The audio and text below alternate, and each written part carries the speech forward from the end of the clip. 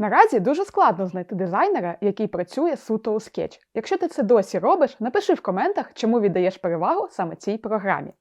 Sketch – це перша по-справжньому зручна програма для дизайнерів, яка виникла в 2010 році.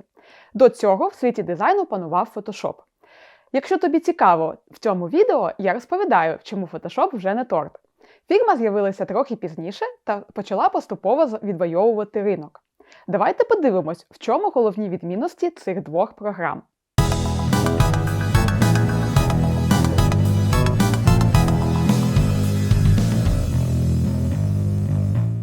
Я Надя, і це мій канал UX-тістечка. Тут я розповідаю про дизайн, ділюся корисними порадами, щоб допомогти тобі стати кращим дизайнером. Підписуйся, щоб нічого не пропустити. І так, перше. Figma – це веб-додаток. Вона працює з браузера. Її також можна скачати на комп'ютер, але навіть в скачаному вигляді це все одно веб. Тобто, коли ми відкриваємо додаток, по суті відкривається окрема вкладка браузеру.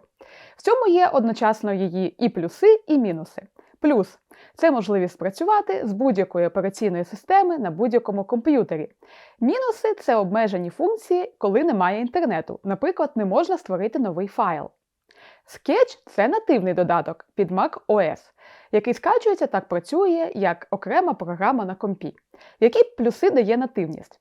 Це означає більш швидку роботу додатку, кращий рендеринг шрифтів і колірних профілей. Там вони принаймні є, на відміну від Figma. Також це означає можливість працювати в незалежності від того, чи є інтернет, чи немає. Мінуси теж є. Sketch не працює на комп'ютерах Windows або Linux.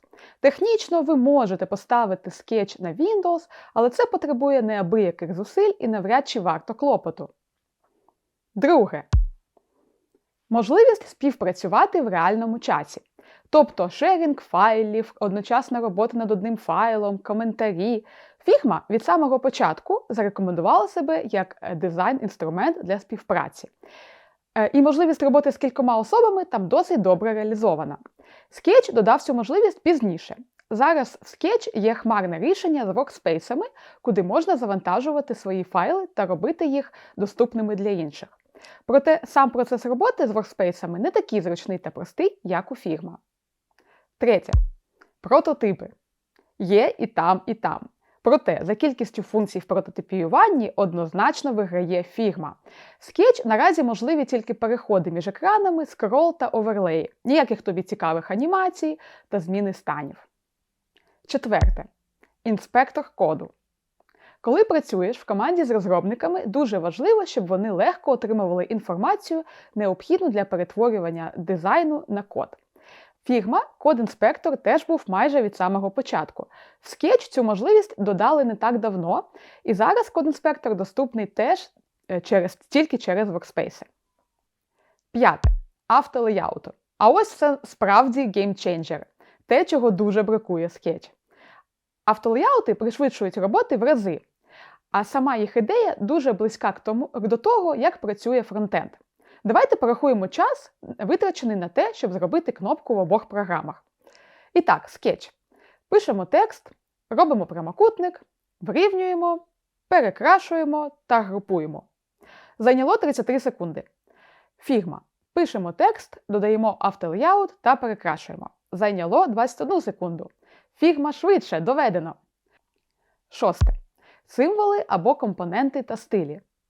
В обох програмах це є. В Sketch при створенні символа він попадає на окрему сторінку.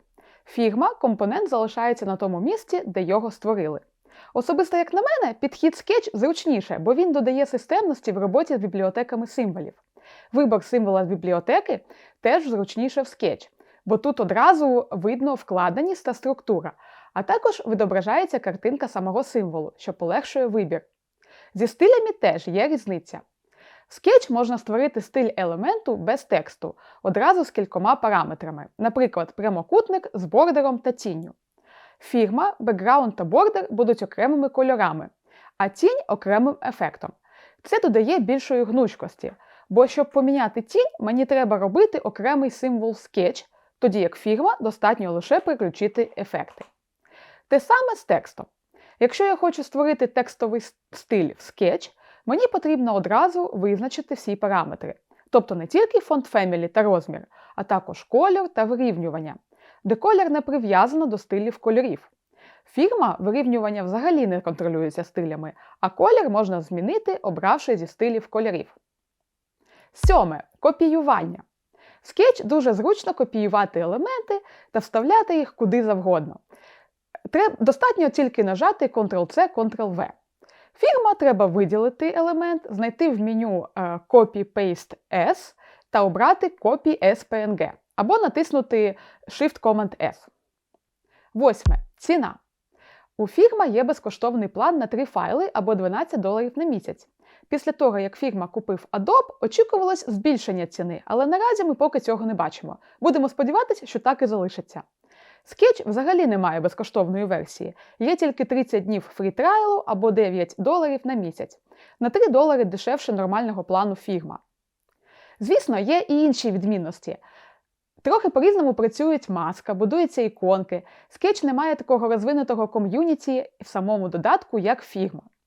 Проте, інтерфейси обох програм дуже схожі, тому, навчившись працювати в одній з них, можна з легкістю перейти в іншу.